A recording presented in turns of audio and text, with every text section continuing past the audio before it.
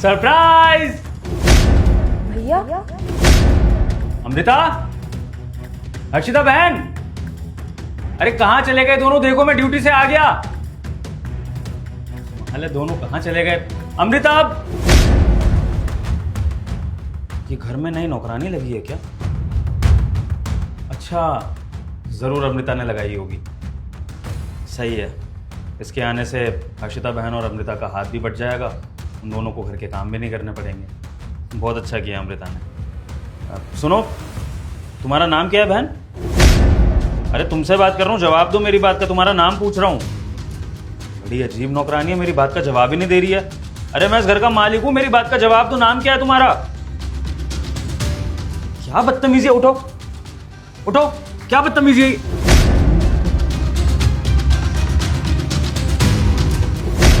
हर्षिता बहन, तूने अपनी क्या हालत बना रखी है बहन? तेरे हाथ पे पट्टी और ये चेहरे पे निशान, और तू घर के काम कर रही थी, और मैं तब से सोच रहा था कि घर में कोई नौकरानी लगी है। बहन, तू उस तरह से घर के काम क्यों कर रही है? मैंने तुझे मना किया था ना कि तुझे घर के काम नहीं करने हैं, तुझे सिर्फ अपनी पढ़ाई पे ध्यान देना है। तू क्यों घर के काम कर रही है बहन, और वो भी इस हालत में? भैया वो ना घर पे काम बहुत ज्यादा हो रहा था तो मैंने सोचा कर देती हूँ। भाभी अकेले अकेले काम करते करते थक जाती है ना, बस इसीलिए मैंने सोचा था कि मैं काम करवा देती हूँ उनका। बहन, तू अपनी भाभी का हाथ बटाने के लिए ये सारे काम कर रही थी, या फिर तेरी भाभी ने तुझे फोर्स किया ये सब काम करने के लिए? क्योंकि जो तेरे चेहरे पे निशान है और ये हाथ में पट्टी है, इससे मैं समझ पा रहा हूँ कि तुझसे ज़बरदस्ती काम करवाया जा रहा है, तुझ पे हाथ भी उठाया जा रहा है, इसलिए तू ये सब कर रही है। वरना तू अपनी भाई की बात नहीं टालती। तेरी भाभी ने तुझे फोर्स किया है ना? सच बता। नहीं भैया, ऐसे कोई बात नहीं है। भाभी तो मेरा बहुत ख्याल रखती है।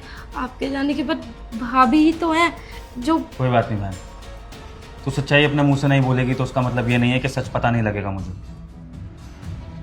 अब तेरी भाभी आकर ही सच बोलेगी। अभी बुलाता हूँ उसे और वही सच्चाई बताएगी सारी। अमृता, भैया नहीं। अमृता बाहर आओ। भैया एक मिनट, अमृता बाहर आओ। अमृता।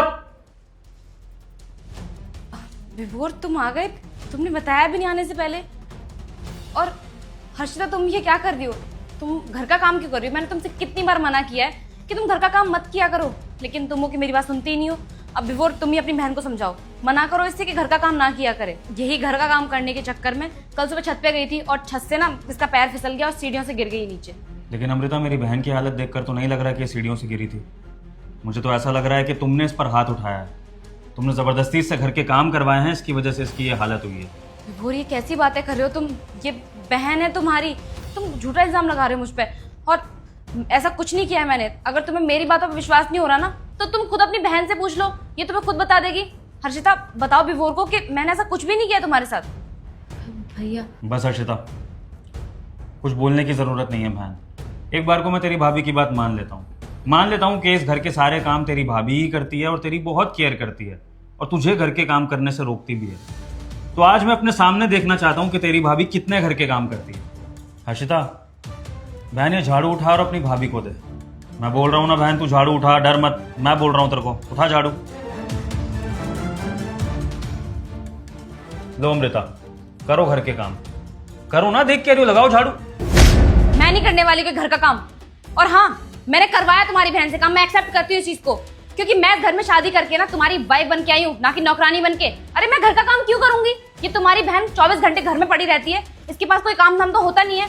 अगर ये घर का काम कर भी लेगी तो क्या चला जाएगा इसका? अरे 2-4 पैसे ही बचेंगे नौकर के। और अगर इससे मैंने काम करवा भी लिया तो इसमें कौन सी बड़ी बात हो गई? और रही बात तुम्हारी, तुम तो बॉर्डर पे चले जाते हो देश की सेवा करने के लिए, तुम्हें पीछे से पड़ी ही नहीं है मेरी कि मैं क्या कर रही हूँ क्या नहीं कर रही हूँ। अरे 6-6 महीने के लिए गायब हो जाते हो तुम। तुमने एक बार भी मेरे लिए सोचा है कि तुम्हारे जाने के बाद मेरी यहाँ पे क्या हालत होती है? विभोर, मैं इस घर में नौकरानी नहीं हूँ जो काम करती रहूंगी।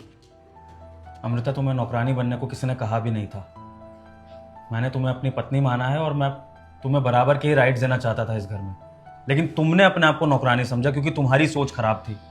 तुम जैसी लड़कियों को लगता है कि ससुराल में ना हर कोई तुम्हारे खिलाफ है। वो बहन जो अपनी पढ़ाई पूरी कर रही है, जिसको घर गृहस्थी की बातों से कोई लेना देना नहीं है, तुमने उसके लिए भी नेगेटिव सोच रखी कि वो तुम्हारा बुरा चाहती है। मुझसे बहुत बड़ी गलती होगी जो मैंने तुमसे शादी कर ली। काश मैं कुंवारा ही रहता। हर्षिता बहन, आज मुझे एहसास हो रहा है कि मैं वहां बॉर्डर पे जंग तो जीत गया, लेकिन आज रिश्तों की जंग हार गया। क्योंकि मेरी पत्नी मेरी अपनी सगी नहीं है, मेरी बहन को बहन नहीं मानती है, इस घर को तोड़ रही है। हर्षिता बहन, आज मैं अपनी गलती सुधारूंगा। तेरी भाभी को मैं इस घर में लाया था ना, आज मैं ही तेरी भाभी को घर से निकालूंगा, ताकि तुझे आज के बाद किसी का कोई जुल्म न सहना पड़े। अमृता, अभी के अभी इस घर से बाहर निकलो।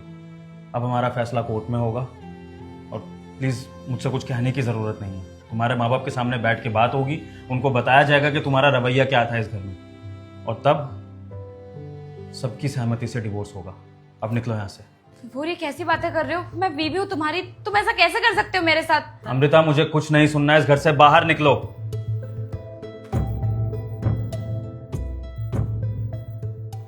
हर्षिता बहन, मुझे माफ कर दे। कहीं ना कहीं तेरी हालत का जिम्मेदार मैं भी हूँ। मेरा फर्ज था कि मैं तेरा भी ध्यान रखता, लेकिन मैं अपनी ड्यूटी में इतना बिजी हो गया कि अपनी बहन के बारे में ही भूल गया। अब मैं तुझसे वादा करता हूँ बहन, आइंदा कभी तुझे कोई परेशानी नहीं होगी, कोई तकलीफ नहीं होगी। जैसे तेरा भाई देश की बाकी बहनों की रक्षा करता है ना, वैसे ही अब तेरी भी रक्षा करेगा, और तुझे किसी भी कीमत पे कोई परेशानी नहीं होने देगा। कोई बात नहीं भैया, आप मेरे लिए यहाँ पे खड़े हैं, इतना ही मेरे लिए काफ़ी है।